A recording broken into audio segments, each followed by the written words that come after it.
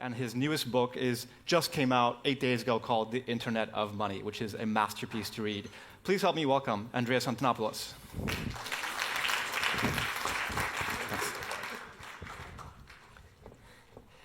Good morning, everyone.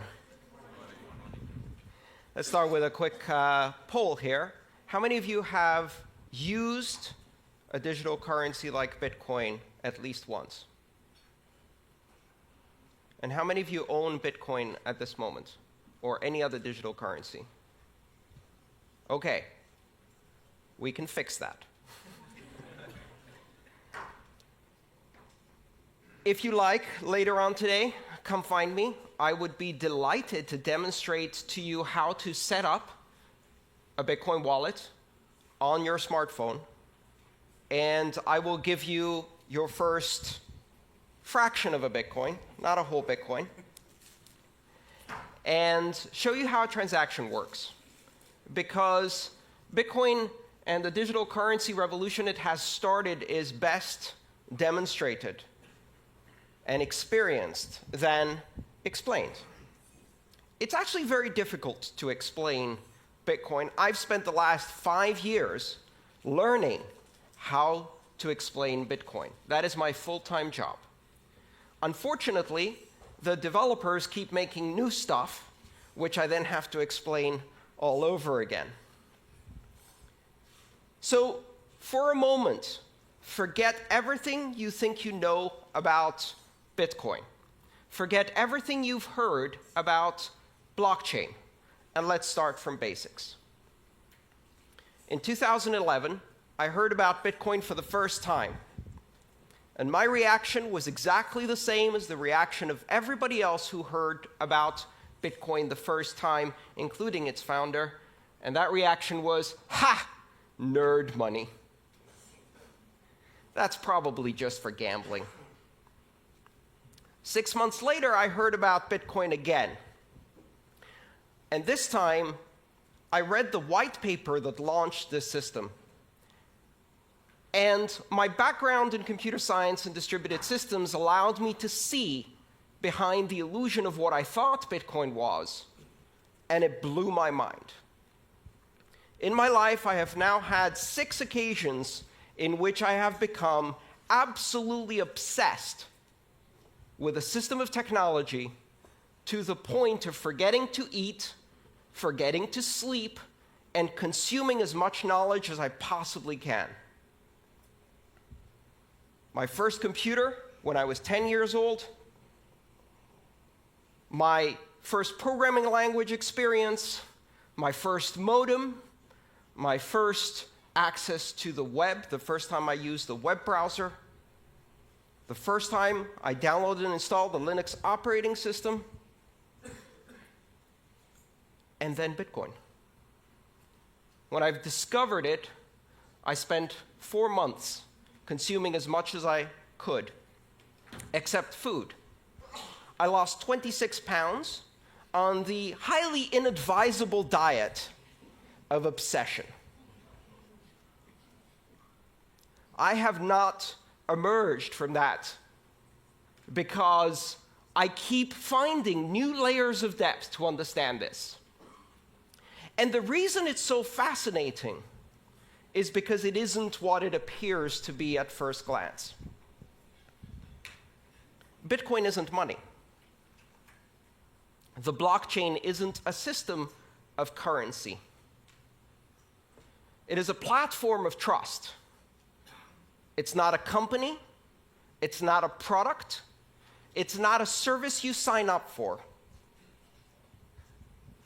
It's not a currency. Currency is just the first application. It is the concept of decentralization applied to the human communication of value. Because what is money? InQ told us it's an illusion. It's imaginary. And the reason we don't grasp that is because it's so deeply embedded in our civilization. Money is one of the oldest technologies that humanity has. It precedes writing. How do we know that? The very first samples of writing we have are spreadsheets. They are tallies and ledgers of debts owed, and money pre-existed that writing. You might even speculate that money had an oral tradition until it needed to invent a written tradition, so writing was created for it. In the history of money that now spans tens of thousands of years, there have been maybe 5 major changes. From pure barter exchange to the introduction of the first abstraction of value, shells, feathers, beads, nuts, stones, and then precious metals, and then paper money, and then plastic money, and now network money. Bitcoin introduces a platform on which you can run currency as an application on a network without any central points of control, a system completely decentralized like the internet itself. It is not money for the internet, but the internet of money. And what is money? Money is a language. Money is a linguistic abstraction. Money is a language that we use to communicate value to each other.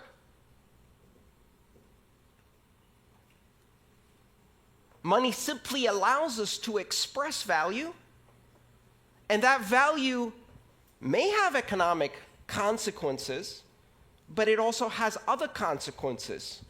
We use money to express and create social bonds and relationships and associations and to create organization. Bitcoin is the first system of money that is not controlled by any entity, that is completely decentralized. And what that does is it introduces the very same things that the internet brought to communication. If money is speech, if money is a language, and you disconnect it from all other media, and you make it pure speech, pure content, an internet content type, a protocol designation, money over IP, it completely separates it from all of these previous notions of nations, sovereign issuers, institutions that control. And so we go from institution-based money to network-based money. And of course, everyone will welcome this with open arms. Not a chance. What do you think they said the first time someone was presented with a gold depository certificate instead of a gold coin? They said, "That's not money. Go away." What do you think happened in 1950, the first time someone showed up at a motel and presented their Diners Club membership card and said, "I'll pay with this piece of paper"? That's not money. Go away. And now we're on the verge of a new transformation of money. We're on the verge of creating the first completely global, completely borderless, completely decentralized, and completely open form of money. One where you can build applications because this money is programmable. And you don't need to ask anyone's permission to launch an application any more than you need to ask permission to launch an application on the internet. And the only requirement to have a successful application on the internet of money is 2 interested participants. That is your market segment, and you have an application. and 1 million applications will flourish. When you push innovation to the edges of the network, when you remove the requirement for permission, what happens? Exponential explosion in innovation. The applications that could not be built on the old systems of money because they required permission, because they required a significantly large market segment, because they required adoption by many in order to be available at all. Now, none of those requirements exist. Anyone in the world can download an application or use even a feature phone with text messaging and immediately acquire the same powers that institutions of banking have today. And when I say anyone, that's only scratching the surface. Because, ironically enough, not only does Bitcoin and blockchain currency not recognize borders, it also does not recognize people. It doesn't matter if you're a person or a refrigerator or a self-driving car. Throughout the history of money, ownership of currency required personhood, either as an individual or as an association of individuals in a corporation. Bitcoin can be owned by machines. Bitcoin can be owned by software agents. Machines can pay each other. And that is not just about economic activity. It's the basis for market-based security systems. It's the basis for creating bonds of authentication between devices. It's the basis of new applications that have never been done before.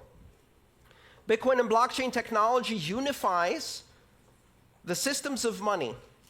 Today we have systems of money for small payments, systems of money for large payments.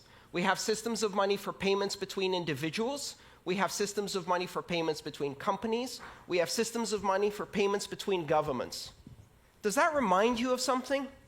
That's how communication used to be before the internet. We had systems of communication for pictures, systems of communication for letters, systems of communication for short distance and long distance, and the internet came and unified all of those. What the Internet of Money does is it creates a single network which can do a microtransaction to a gigatransaction in seconds, anywhere in the world, for any participant without permission. But if you just look at the application of money, you're missing the point. Because you can take the language, the building blocks of this platform, and use them to construct other languages that communicate value. Tokens, reward points, brand loyalty coins. Today there are over 1,000 digital currencies using the design pattern, the recipe of Bitcoin. Most of them are junk. Some of them are not. And over the next decade, we are going to see tens of thousands and then hundreds of thousands of coins. Some will have economic use, some will simply be expressions of loyalty, affiliation. They will represent items in the physical world, the title for a house, the controlling key for a car that can be transferred from one owner to another, and 5 seconds later that owner can step into the car and drive away because the car can validate the new standard of ownership. We cannot yet imagine what applications we're going to build around this. But one of the interesting things we're beginning to observe is that money arises out of the social construct of Homo sapiens spontaneously. It even arises in primates. You can teach monkeys money. You can teach dolphins money. You can teach greys, parrots, money. And they will learn how to exchange abstract tokens for food and then use them to build social relationships. They'll also invent strong-arm robbery. Beat up the other monkey, take away its pebbles, eat the bananas. And we see that same thing happen in children. Toddlers invent money in kindergarten. Blocks and rubber bands and Pokemon cards and other little tokens, abstractions of value that they exchange to strengthen social bonds, to express loyalty and friendship, to learn about sharing. Children will be building currencies. Only this time, these currencies will be global, unforgeable, and scalable on day one. A few years from now, Maria will be launching Maria Coin in her kindergarten to compete against Joey Coin. And it won't really matter to anyone. Until, of course, Justin Bieber launches Justin Bieber Coin, and it happens to surpass the market capitalization of 30 nations on this planet. And we are all writing horrified opinion editorials about how the world is going to hell.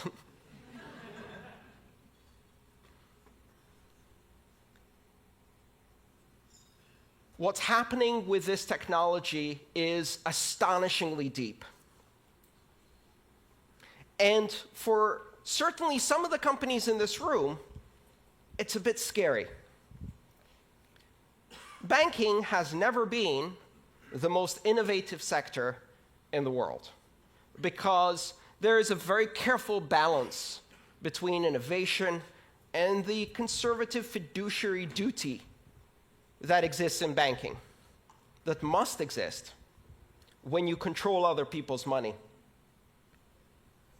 And yet with Bitcoin, you don't control other people's money. In Bitcoin, I control my money. I have complete and total authority over my Bitcoin. It cannot be seized, it cannot be frozen, it cannot be censored, my transactions cannot be intercepted, and they cannot be stopped. And I can do so with almost complete anonymity, and so can anyone 5 minutes after they download an application, and money has changed forever, and banking has changed forever. The idea that you can proceed in the industry of money, in the industries of commerce, and maintain the same conservative attitude that has existed now for centuries, ever since merchants in Venice and Amsterdam started issuing depository certificates and providing banking services. That is gone. That is gone. You cannot operate closed systems that have borders and require permission to join at a rate of innovation that is controlled by the most conservative tendencies within your organization, because now you are competing with a technology that enables exponential growth, exponential innovation at the edges without permission by anyone in the world. And it's not about anyone in this room. Why? We represent the privileged elite. I can go onto a brokerage account, open it up online, and be trading on the Tokyo stock market within 12 hours in yen. That is the privilege that I have. 1.5 billion people have that privilege. 6 billion people can operate mainly in one currency and perhaps have some basic banking services. 4 billion people are significantly underbanked, and an astonishing 2.5 billion people are completely unbanked. They will leapfrog. They will never have a relationship with a bank. Every single child born today will never have a bank account. They will have a bank app. A bank app that doesn't give them an account, a bank app that makes them a banker, an international banker in an app. They will not be permitted to open a bank account until they're 16 years old. By that time, I hope they will have at least 6 or more years of experience with digital currencies. And I would like to watch them walk into a bank branch to have someone explain to them what 3 to 5 business days means. It is highly likely that children born today will never get a driving license because they'll have self-driving cars, but they will also never use paper money. Because by the time they get to an age where they really start using money, there is no paper money. It will seem as anachronistic as a fax machine or horse and buggy seems to us. Exponential innovation on a global basis, giving access to the other 6 billion. They have enormous need, and this system offers them a solution. It's not ready yet. It's nascent. It's complex. It's impossible to use for most people. In 1989, I sent my first email. In order to do so, I had to compile a version of the Unix mail program using a C compiler and Unix command line skills. I had to set it up on the command line, type out my email, and that email was transmitted across the great internet in an astonishing 3 days. Exactly 20 years later, my mother replicated that experience with a swipe. Bitcoin today and all of the currencies that are built on that recipe are just at the same level that the internet was in 1991. Only now we have the internet. And so the rate of exponential growth has already started. The innovation is growing at an astonishing rate. I spend every single day full-time trying to keep up with Bitcoin. Just one currency, and it's almost impossible. Do not underestimate this. Do not listen to the people who tell you that Bitcoin is just for pornographers, terrorists, drug dealers, and gamblers. Remember that they said the exact same thing about the internet. And when you give it to 2 or 3 billion people, they're not interested in those things. They're interested in sharing cat videos. And now we have an internet of 1 billion cat videos. When you take digital currency mainstream and give it to the 4 billion people who have been isolated from international finance and commerce, and you give them the opportunity to control their money against despotic governments and corrupt banks that are stealing from them, you give them the opportunity to control their future. You give them the opportunity to transact with everyone in the world, to own title on their own property in a fully transferable digital token that is recognized everywhere. Control over finance that cannot be seized, frozen, or censored. They will buy food, healthcare, sanitation, education, shelter, because that's what we do. And they will not be denied this technology. Do not underestimate where this is going. The Internet of Money was launched on January 3rd, 2009. It's coming. It's coming faster than you can imagine. It's deeper than you can fathom. It's more sophisticated than you can immediately understand. It takes years of study just to see all of the implications. And it is a gift to the entire world, a technology that represents the 6th greatest innovation in the technology of money, the most ancient technology of our civilization. Thank you.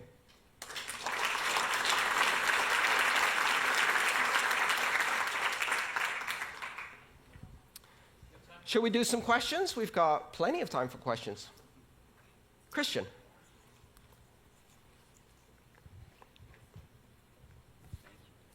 What determines the buying power of the currency? How does it stabilize and what's required to stabilize it? So if I would buy some bitcoins, who can manipulate the value of that? Everyone. The buying power of Bitcoin is determined in exactly the same way that the buying power of the euro, the British sterling, the Japanese yen, or the US dollar is determined through market forces of supply and demand in international liquid markets that operate around the clock. One of the fundamental differences is that Bitcoin trading never ceases. Has been going continuously for 7 years. The network never stops. Every 10 minutes, Bitcoin's heart beats, and transactions are processed. The exchanges never close. There is no closing price for Bitcoin. It is a rolling average. And in that trading, a market capitalization of approximately $12 billion is now traded internationally. What is $12 billion for a global currency? It's a guppy swimming in shark-infested waters. And every trader, every whale goes in there and just kicks that price around. So right now, the experience of living on Bitcoin, which I have been doing full-time for more than 3 years, is a roller coaster. It's an absolute roller coaster. I've seen shifts of 20 or 30% in a day. And yet, if you look at the long-term trend, volume goes up, transactions go up, and volatility keeps dropping. And the beauty of it is, I can't sell that to an American. I can't sell that to a Brit. I don't need to sell it to an Argentinian. I don't need to sell it to a Brazilian. I don't need to sell it to a Venezuelan. I went to a conference and an Argentinian told me, I'm not worried about volatility. Our currency has volatility like this. Bitcoin has volatility like this. I'd rather be going in that direction. And you don't need to tell them why. Their government threw people out of airplanes not more than 35 years ago for disagreeing. They already know why the separation of state and money is a good idea. And so volatility is relative.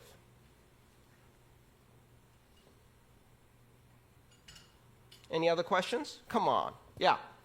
Let's get a microphone to you. 1 second. Yeah, okay, so only one short... Sorry. Where are we? There you are. Sorry. Thanks. Great speech. Obviously, it sounded a little bit like one side of the coin. So we also read all these, big hacks, and I don't know, on Bitfinex, I think they stole 40% of the money. I think also this autonomous organization have been hacked, and all these things. Can you just reflect a little bit on the dark side of those aspects that might not win our full trust into this evolution? Absolutely. The steering wheel was not invented until 30 years after the automobile was introduced. Why? Because the first automobiles had 2 leather straps that you pulled left or right to move the car, to steer the car. They used horse reins to steer cars. That's called skeuomorphic design. It means keeping a shadow of the former past in your new system, failing to see the new dimension, and replicating the past. Here's a currency that is not centralized, where your money is your money. Your keys, your money. Not your keys, not your money. So what is the first thing we do with this new system? We build centralized institutions of custodial control that take other people's money and hold it for them. Well, guess what? The entire history of banking, the entire system of regulation and oversight is based on the simple, centuries-old understanding that when somebody else holds your money, chances are they're going to run away with it. And the entire system of regulation is designed to prevent that, and yet it still happens all the time. in hedge funds, in banks, in national currencies all the time. And so, of course, if you replicate custodial accounts, exchanges that take other people's Bitcoin and concentrate it, it happens again. Even worse, because there are no oversight and regulations in most of these spaces. The answer is really simple. Stop centralizing the decentralized currency. Stop trying to replicate the banking past in the future of money. And the important thing to realize is that security in Bitcoin is an emergent property that exists because of the decentralization of control and power. If I want to hack 1 million customers' Bitcoin and they're holding their keys, I have to hack 1 million customers. If they all give their keys to one person or one organization, then we've got a honeypot. A honeypot that attracts the attention of every hacker on the planet. And notice what's happened. Over 7 years, and with a market capitalization of $12 billion, Bitcoin is the largest cryptographic deployment in the world, the largest public key infrastructure in the world, the largest security honeypot in the world. And it is not secure because it doesn't get attacked.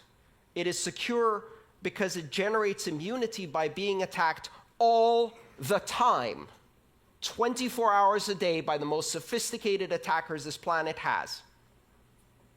And if you, in that environment, set up a centralized custodial exchange using PHP and MySQL, and you park a $150 million honeypot in there, you're inviting the sharks. Bitcoin banks get hacked. Bitcoin exchanges get hacked. Bitcoin has not been hacked and cannot be hacked because there is no point of control that you can apply pressure on. It's completely decentralized. All right, maybe one more question? Yes. Where does supply of Bitcoin come from? And how are you sure the market doesn't get oversupplied? The supply of Bitcoin is determined algorithmically based on a geometrically declining supply function, meaning that in the beginning, every 10 minutes, 50 new Bitcoin are created. So every block, the heartbeat, 10 minutes, created 50 new Bitcoin. This Bitcoin is used as a reward in a game theory-based security model that ensures that every transaction is independently validated by completely anonymous actors who have to stake electricity as a guarantee of the security work they've done. And if they succeed in doing the security work of validating transactions correctly, they earn as a reward, based on a probabilistic return, that reward, 50 Bitcoin every 10 minutes. That's how currency is introduced into the economy. Every 4 years, it gets cut in half. 50 to 25 in November of 2012. And this year in July, this past July, we had our second halving event, which was celebrated with birthday parties all over the world. And Bitcoin's reward went from 25 to 12.5 Bitcoin. As a system, it's designed to have a monetary policy that is purposefully deflationary and simulates the issuance of precious metals. It gets harder and harder and harder to mine gold at greater and greater and greater cost. And Bitcoin is the same. The idea being that less and less is issued over time. If you follow that geometric curve, at some point you reach the end. In the year 2141, Bitcoin is no longer issued. 21 million coins is the asymptotic cap. It will never reach 21 million coins. That is part of the protocol. It is an unchangeable part of the protocol, and it is a rule enforced by every system that participates in the Bitcoin network. It is meant to be sound money, but it's not the only monetary policy that exists. There are several other currencies that implement different monetary policies. The idea is really for Bitcoin to serve as a very, very solid reserve currency for many other things. Andreas, can I ask you one question? Please. What advice do you have to give to companies here who are from non-financial institutions about how they should take tactical steps to think about experimenting with the blockchain in terms of storing value? I think understanding that it's not just currency, understanding that it is a platform for trust, understanding that it can be used as a historical record of truths that can register information, that it can be used to create all kinds of tokens that can be exchanged between your customers, your suppliers, your manufacturers, that it can also be used simply as a currency for any cross-border transactions, import-export activities, remittances-based flows, paying associates and affiliates, all of the things that today are expensive, slow, and difficult become cheap, fast, and easy when you use one of these digital currencies, but it's still early. For now, learning about it. Here's the one important thing you must understand. You will hear a lot about blockchain. And most of what you hear about blockchain is not the internet of money. It is the intranet of money. The intranet is where you run front page and Outlook and antiquated software in a closed little enclave of your corporate backwaters with stale content and boring apps. And in the end, it's full of viruses anyway because you can't keep it secure. Blockchain that is not open, that is not public, that is not borderless, that is not open for innovation is not what we're talking about here. And that's a really important distinction. It may be useful if you want to run a clearinghouse between 3 banks, maybe. But it's not the internet of money. Thank you so much, Andreas. Thank you. By the way,